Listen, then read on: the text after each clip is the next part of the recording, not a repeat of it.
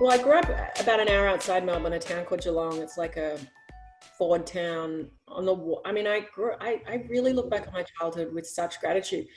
My mum was one of seven, and my dad was one of five, and so Wow. I grew up with like this mad, crazy, big family. I mean, I still I'm incredibly grateful, and I have so many aunts and uncles and first cousins, and so I grew up as part of a big like tribe of like roaming semi-feral cousins. Like during the summer, like we roamed, and I think of the freedom of that childhood. I mean, I know we were safe.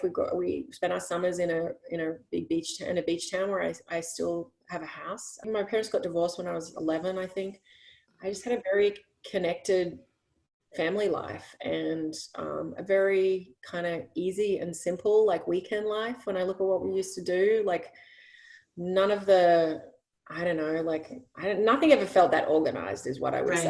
Right. But, but it was, I feel really grateful for it. I'm still very connected with my hometown and with my family. My mum, she's an incredible woman. I think she was emblematic of a lot of women of her generation, seven children.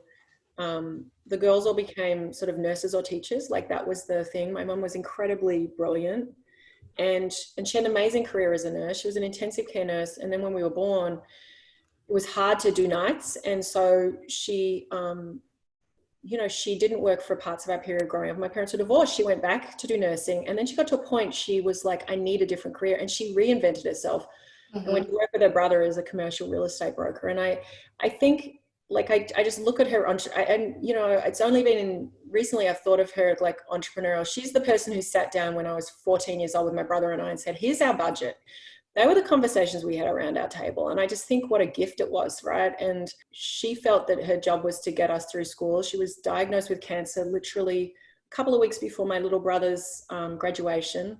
Oh, I'm so sorry. Yeah, and she'd sort of planned, and it was sort of her time. She planned to go and work for 12 months for Doctors Without Borders. She wanted to go and have an adventure. And once my Hmm. brother got to college, and so I'm really, the notion of what was lost for her, and I talk always of I'm so grateful to have had 46 years with this mother. She just, I don't know, she did a lot of things right, and I just think about her example a lot. And obviously, it sucks that I can't call her and ask her for Yeah. help. But I'm so incredibly grateful to have had her example. On paper, your resume is just stellar. It's dynamite. You have BCG, HBS, you're a Baker Scholar. But once on that interview, you admitted that you were kind of an experiment when you were hired by BCG because you were a liberal arts major and you were so unlike your colleagues there. So Yeah. what was it like working in that environment? And being a woman and then someone from the arts, like it was just you were the wild card.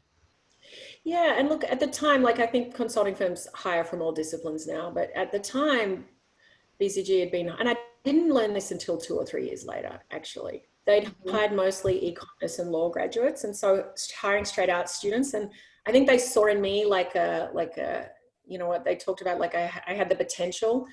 And but I went in there feeling like, oh, I didn't come from like one of those hard college. I mean, a hard skills background, like Right, like right. commerce, where I mean, I had the only time I'd used Excel was to type out my 21st, my list to my guest list for Your my guest list. birthday party, right? Like, and I was like equals, open brackets, like, Yeah. and so look, being a woman was great because my class of associates there was probably six of us. I think it was four women and two men, and there was women everywhere in the firm. Like it was very it was a really positive experience, but I had complete imposter syndrome. Like I remember I had a box of like trinkets and a few books that I took in. I sat on a shelf on my desk. I didn't unpack it for like a year. I was so sure I was going to get fired and I was going to get found out. Tell us about a mom sense moment that you've had. And by mom sense, I mean a point in time where you trusted your superpower, your intuition as a mother, and it steered you on the right track. The one I'm always grappling with is how much freedom to give my children and also keep them safe.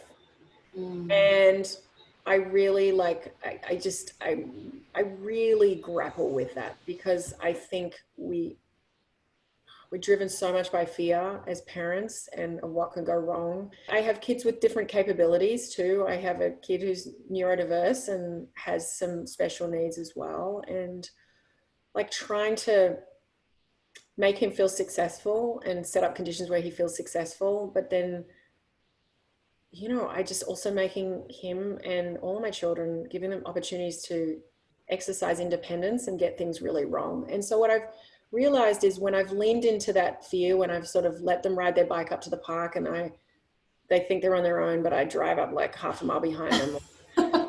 Like I haven't yet gotten that wrong. Yeah.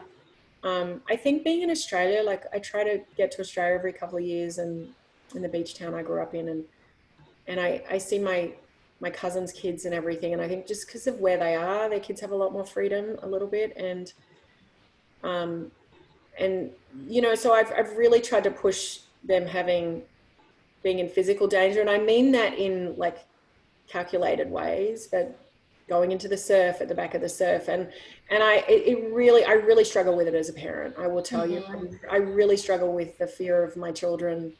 And a lot of parents like having an accident and dying. And then when you have some kid with some physical challenges as well, I've gotten much better at leaning into that and going, yeah, they're going to be all right.